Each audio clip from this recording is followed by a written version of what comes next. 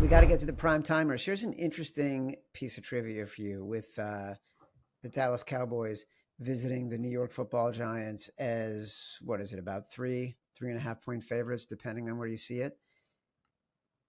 Dak Prescott, with Aaron Rodgers leaving the Packers, is now the longest tenured quarterback for his team, longest tenured starting quarterback for his team in the NFL. Dak Prescott. It honest to God feels like he just started playing yesterday. And now he is the longest tenured starting quarterback. Look, you love the Cowboys this offseason. The only reason we give the Giants any credit as a team in the year in which they just came off more wins, more one-score wins than anybody in history is Brian Daboll.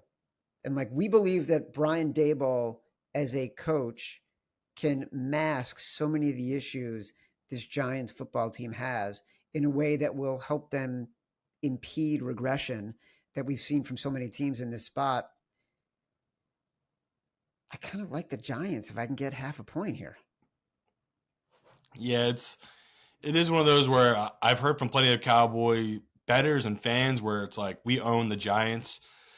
Stay away from this team here, and I just can't help it. I think Chad just talked about it a little bit where it's like when I look at my ratings, I have Daniel Jones just ahead of Dak. And I get it. They love Dak and the fans really believe in him, but come on, people. It's Chad just talked about this man is the longest tenured quarterback in NFC. He's never been to an NFC championship game. In the NFL. Yeah, NFL. That's even crazier. It's one of those where I can't just throw out the game against Brock Purdy. Like he lost to a 7th-round pick in the playoffs last year at quarterback. He got outplayed by Brock Purdy in the playoffs last year. Like those are real issues. So we'll see if the adjustments they make, right? If getting rid of Kellen Moore is what fixes this team. But from this standpoint, we got to take what I think is the better quarterback and the better coach at 3.5 opening night at home in prime time. This is one of those where we might end up making it one of our 5, but we have the next game we're talking about is definitely one of our 5. So that's why I don't know if I want 2 primetime games in our picks here, but man, I do love that 3.5. And that's another one where I can see the public joining me. Like it feels like the public, most people think they'll come in on Dallas.